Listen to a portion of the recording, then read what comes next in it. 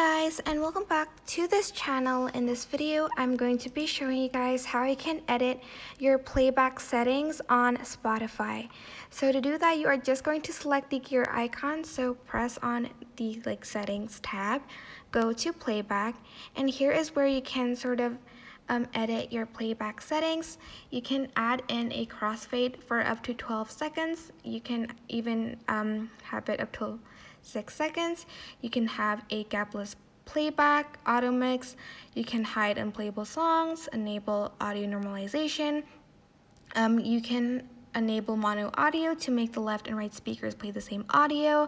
There's also an equalizer for this. I'm not really sure how to sort of play around with it, but you can try that yourself. For instance, maybe you are listening to electronic music, you're just going to want to select that.